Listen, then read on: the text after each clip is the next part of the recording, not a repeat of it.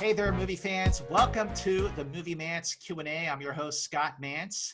The name of the film is Charm City Kings, which won a special jury prize at the 2020 Sundance Film Festival for Best Ensemble Cast. The film is a coming-of-age story about a teenage boy in Baltimore who is torn between friends and family and mentors in his efforts to join a dirt bike riding group. Let's take a look. Hold the bike back, straight up, like the hands of a clock when it hit midnight. What's that? That's the Midnight Click. They got the best bikes, the best tricks, the best riders. It's flex. Midnight Click legend. So that's who you want to be down with then? And joining us for our conversation about the making of Charm City Kings, we have director ANGEL Manuel Soto. Hello, ANGEL. How are you? Nice to be here. Nice to be here. Thank you so much. And we also have playing Mouse in the film, JAHI Di'allo Winston. How you doing, JAHI? Doing all right. Thank you for having us. All right. Thank you so much for joining me on the Moviemantz Q&A. And obviously the first question is for ANGEL. How did this come about? How did the screenplay come to your hands? Yeah, the screenplay came to be, my agents got it for me. It was during, I think, the fall of 2017, if I remember, because it was right after the passing of Hurricane Maria, and I wanted to work on something that resonated with my journey also as a kid from Puerto Rico. And when I saw that script that was titled 12 O'Clock Boys, written by Barry Jenkins at the time, it was the first draft. I definitely wanted to grab it. I loved the documentary. I thought the depiction of that world and that universe was very compelling and something that I haven't seen before. And Barry's name as a household name is something that I wanted to be a part of. But it was when I started, when I realized that the character of Mouse, I had so much in common with him and the journey he had and what it's like to live also in Puerto Rico, was a lot of it in there. And the similarities between Baltimore and Puerto Rico were so clear to me that I found this project to be like a perfect example to talk about what it's like to be a marginalized kid in a disenfranchised community. Well, JAHI, what was it about Mouse that you related to? What was your first take on the screenplay? And what were some of the ideas that you came to the table with on how to further develop the character? I loved Mouse's ambition and drive. I loved the idea that he was this sort of minuscule being in this really mountainous world, and that we were getting to see this world and getting to view and analyze the setting through his eyes, even though he is a kid. And I think just at his core, he's driven and vehemently passionate about the things that he loves, which are dirt bikes and his family and hanging out with his friends like any other teenage kid. And I really wanted to be a part of bringing an element of humanity to kids like Mouse and communities like West Baltimore. And Hal, what were you looking for in the perfect Mouse? Like what made JAHI just, this is our guy, this is our Mouse? Well, one thing that I've been very outspoken and that I love about Yahi as a person and as an actor, is, apart from his professionalism and his skills and his ethic as an actor, is the fact that as a person he's an empath. He really likes to embody the take the shoes of the character he's embodying and really own it and treat it with a humanity and in a non-judgmental manner that I feel like is closer to the soul of the character as opposed to being an archetype of what's expected of that society. Like those things and those mannerisms are learned, and that's where the actor also brings to it. But there's a level of authenticity to the core of the character that was the hardest thing to find. And with Yahi, we were able to see that. But more than no more than that, but with that comes also the way, the chemistry they had, the three boys like Kasai and Danielle together. It was something to see. I was not expecting that level of camaraderie between them, but also how each of the personalities of the characters manifested during the chemistry read. It was very clear to us right there. These are the kids that we wanted. Well, speaking of chemistry, Yahi, I got to ask, your chemistry with Meek Mill is fantastic.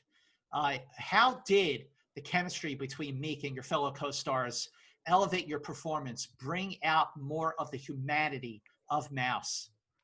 I think that that's probably the most vital thing to my performance and how well I was able to do on screen. Or as an actor, you're only as good as your scene partner. So if I'm not getting and receiving as well as giving to someone who I'm sharing a moment with, it's not going to work. And as a whole. So I have to give so much credit to all of the actors who I had the pleasure of working with. And surprisingly, Meek and I didn't get to spend a lot of time together. He was working on his album while simultaneously doing the film. So, but the time in which we did get to spend together was very valuable, and I just sort of got to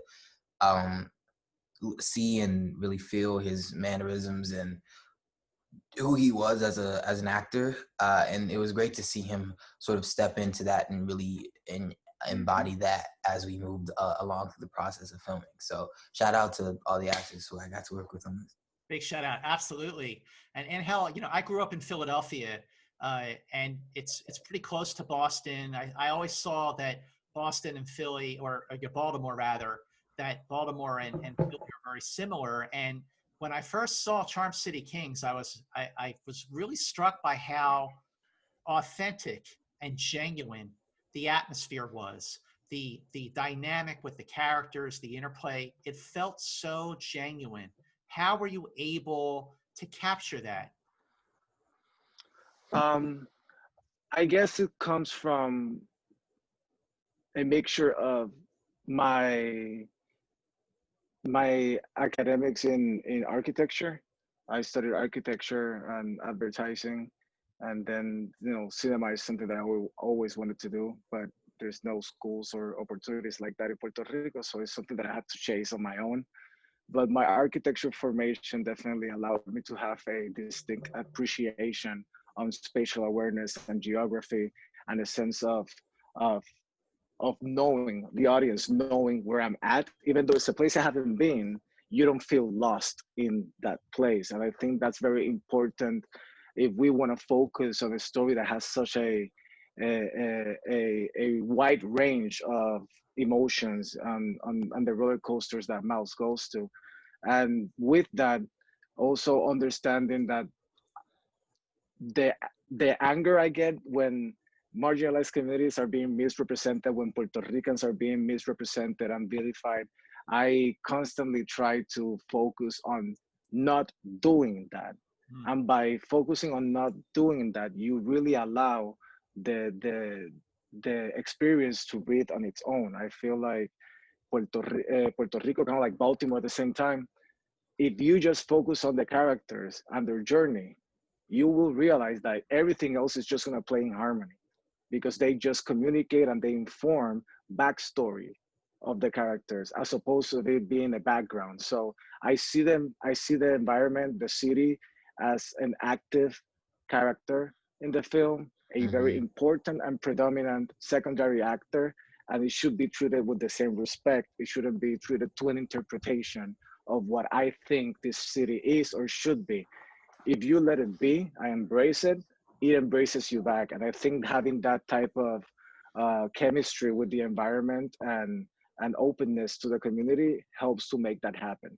Also, everybody else, from the extras to a lot of the secondary actors, from Chino, Queen, and Derek, who played most respectively, Chino, Queen, and Marvin. They are from Baltimore. They are the people they're playing, and that also allows for the environment to just be itself.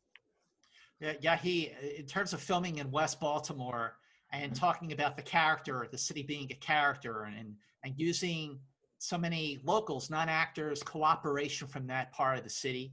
What was that like for you? Especially because, I mean, you're in every scene of this movie. Yeah, almost.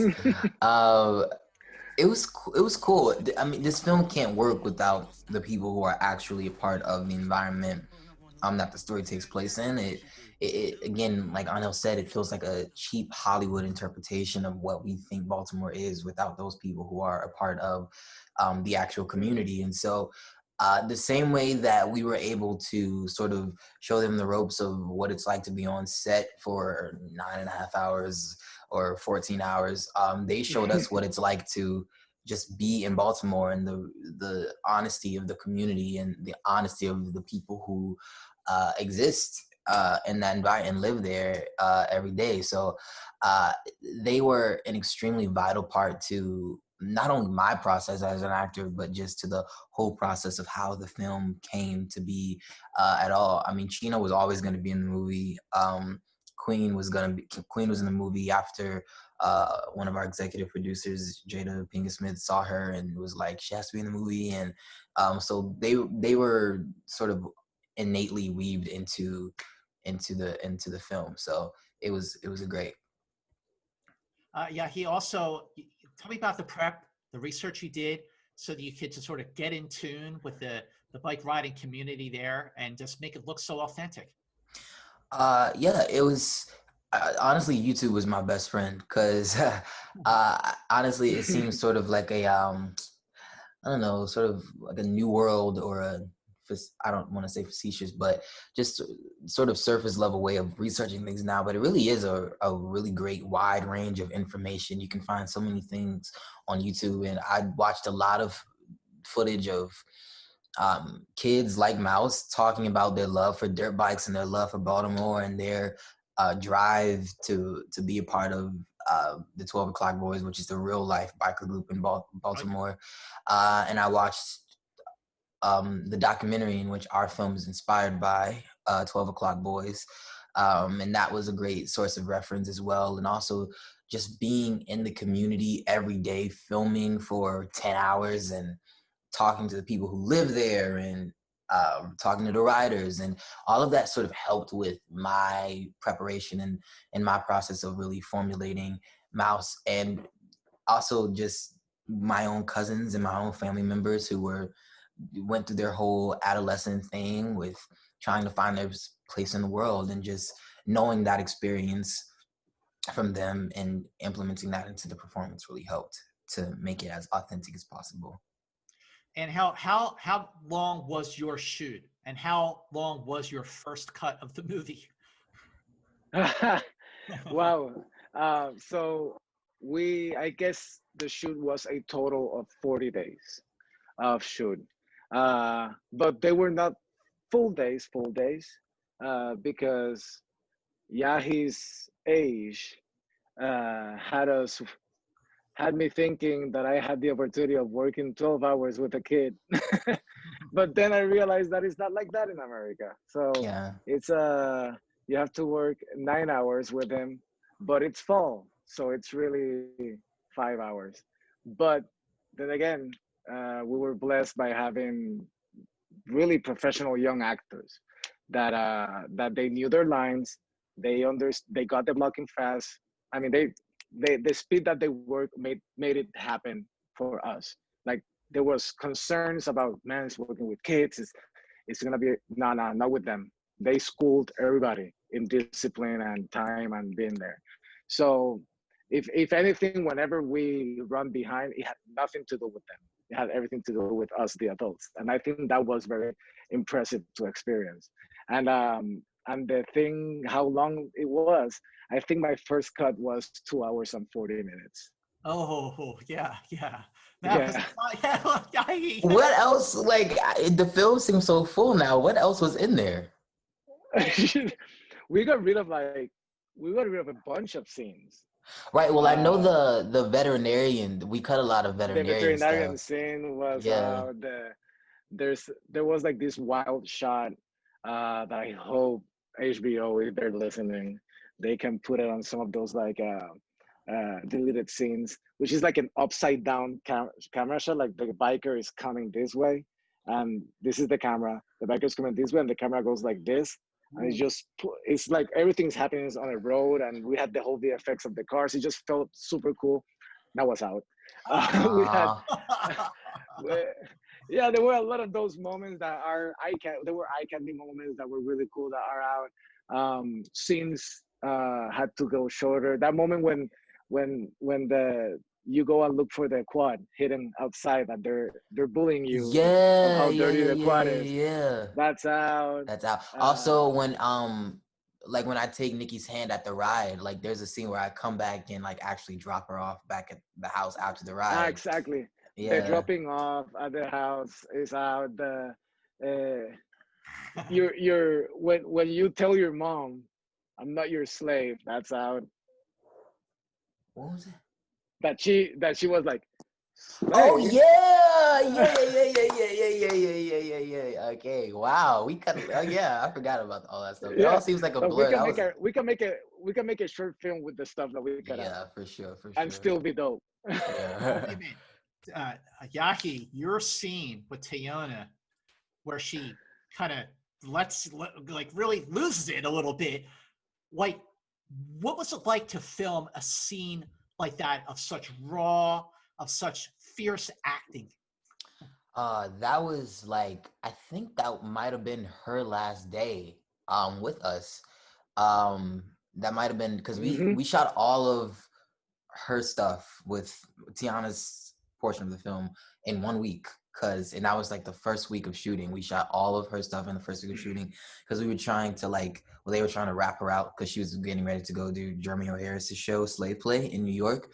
And so that was the last day of shooting, and I just remember being like, "Oh my gosh, she's such a professional." Like, hope because I am the one like I will laugh, and it's not because something's actually funny, but in real life, me as a person, when situations are uncomfortable, like when someone's crying or like when something terrible happens, it's like my emotions don't know what to do, and it's like a mixture of a bunch of things, and like so I was like, please don't laugh.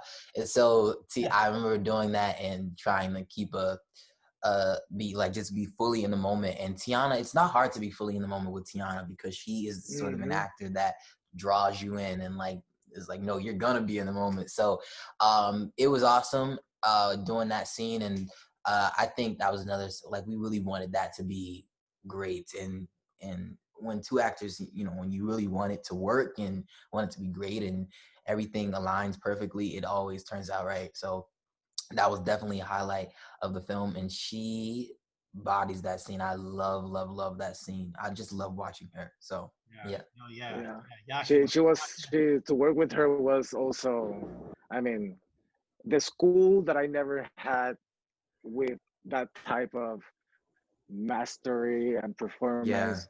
It was for me, it was a master class in acting, working with Tiana. Like I hope I can write her in on everything I do. No, for real. It was so powerful Yeah. and good, and what she brought to the table also, and her sensibility. I mean, it's something. She's somebody. She should be role models to actors, like to look up to. She's that good. so the film screened at the 2020 Sundance Film Festival in January, and in a bitter twist of fate, that turned out to be one of the last real public gatherings in the film world, in person anyway. So what was that like to unveil Charm City Kings in front of an audience of passionate film fans like the Sundance crowd? And hell, Um, I was crying, like I couldn't hold my tears. I was like, because I think about my younger self and maybe dreaming about the possibility, like, wouldn't it be nice, right?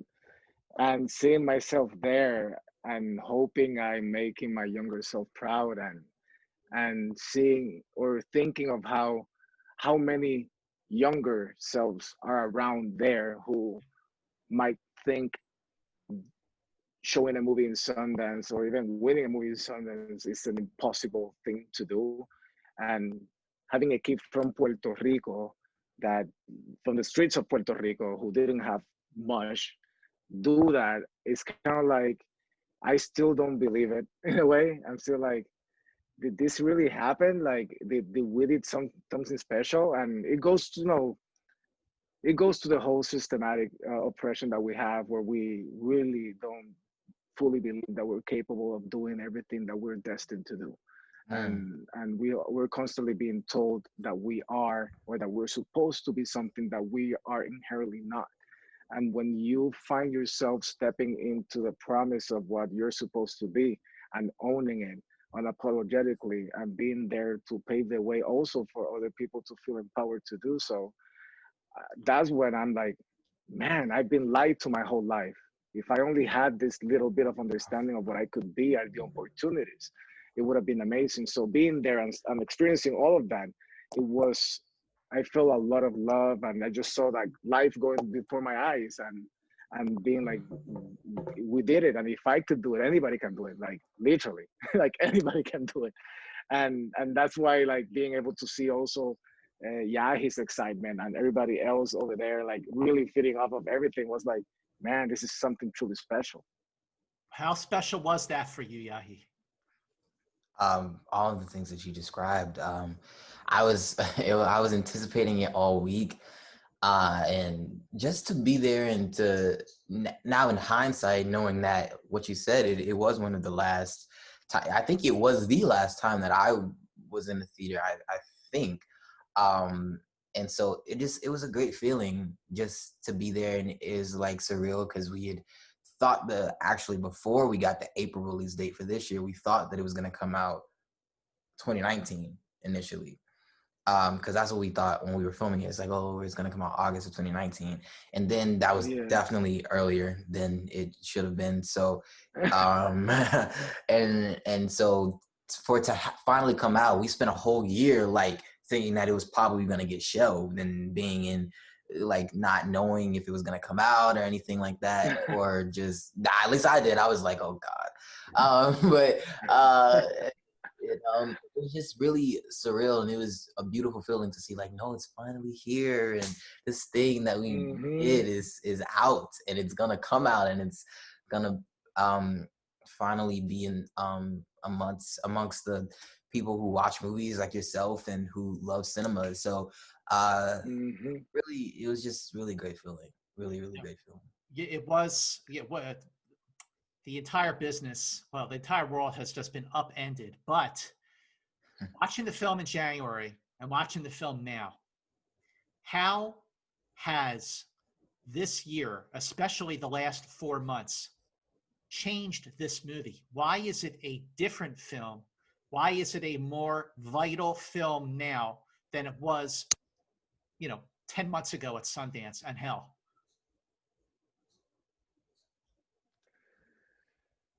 Loaded question. Yeah, it is a lot of question. I mean, it definitely had a lot of bittersweetness to it. It's because you go with expectation. It's just a matter of adjusting expectations, I guess. There were a lot of plans for it. There were a lot of seeing it on the big screen is definitely an experience, and seeing it with a crowd that's equally excited. It's an energy that is very hard to replicate from a phone or an iPad or anything like that. But once I feel like once you make peace with accepting that things are out of your control, um, and start to really open up to accepting what's coming, and in this case, accepting that it might be video on demand. Then you start to see the positive parts of it. You start to see like, okay, you know what? There's something I cannot control. At least we know that it was gonna go to theaters. It was gonna go to 1,300 theaters, and cool. My ego could be fed with that, or should be enough, but not letting my snobbish concept that only cinema is pure and all that stuff, which is kind of like, I get it, I understand that, but where we are now, would you rather have it shelved, or would you rather have 50 million people opportunity to see it and experience and have the conversations that we wanted to have? Yeah. And when realizing that the love and passion that HBO is putting behind it, and that they believe in it with the same intention and strength that we believe in it, it's kind of like I even forgot about this whole preconceived idea that only movies that go to theater matter. It was kind of like, you know what? This is the world that we're living on. And it's a matter of adapting, adjusting, manage your expectations, and learn how to be a little bit more, how you say, I don't want to keep people from experiencing a movie that I know is going to touch them and that is really meant for them, just because I want it to be on theaters, or just because I really believe on theaters is the best way to see it. Right. But the thing is that you can see it on your home, you can see it with your family, and you can still enjoy the experience in the comfort of your home, and it won't be shelved like, yeah, he thought it could have been because of the long time that it was going. And I fear that too. When the whole pushback was happening with the dates, I was like, oh man, this is gonna be so, like, after all so much work, I was scared. And then, you know, HBO came in, they stepped in, and they're running with it and doing such an amazing job, that hopefully, you know, people receive it the same way we were hoping they were gonna receive it on theaters. Yahi, now that the film is streaming on HBO-MAX and everybody can see it, and people, you know, families can sit around and watch this movie, you know, especially with the events of this year, of the unrest, civil rights, Black Lives Matter, protests, you know, police brutality, what kind of conversations do you hope that Charm City Kings will entice people to have within their families and within their communities? I'll say, I think that I think that it's no coincidence, and it's not necessarily incidental. I mean, obviously, we didn't anticipate the social uprising that happened this year. No one could have anticipated that. But I don't think that it's a coincidence that our story is centered in a community that is heavily marginalized and is probably the most overly politicized and vilified city in the media, and that it's highly populated by the Black majority and Black and brown people. I will say that I hope that the conversation that revolves around the film isn't anything that takes away from the true humanity of the people who live there. I don't want this to become a conversation used to sort of push any certain agenda. I mean, I think that we did what we did, and we weren't trying to do it to get any sort of political pat on the back or trying to push a message. But I mean, this is the truth and the honesty of what goes on in the community. And, you know, hopefully the conversations that are had are the conversations that people were already going to have. Regardless of what we did, hopefully our film just inspires and pushes you to have those conversations a little sooner. And maybe if you're putting it off, to have it in the moment. But I want people to see the humanity in these people. And Baltimore is just filled with people who are trying to get to church when they can, get to work when they can, trying to get to their girlfriend's house when they can. Like, it's so normal. Like, an interviewer asked me, what did you take away from shooting in Baltimore? I was like, that it's normal, that there's people there, and that it's not this just this city that politicians use for some kind of ploy to say, see, look how bad our communities are. Look at Baltimore. It's like, well, the reason that they're that way is because of mass marginalization, and because there are still some areas that are burned down from the riots that happened in the 1960s. So, I mean, there are so many. That is very little question, but I just hopefully people have kind of conversations that they were already going to have surrounding those things. But I love that our film sort of serves as almost like a time capsule for everything that's going on now, but it'll be timeless in that you can watch it 10, 15 years from now, and it'll most likely still have the same impact and the same message. Well said. And once again, Charm City Kings is streaming now on HBO-MAX. Do watch it. Yahi and Hell, thank you so much for joining me for a great conversation on the Moviemantz Q&A. Thank you. Thank you. Thank you for having us. Thank you. It was really great. Thanks.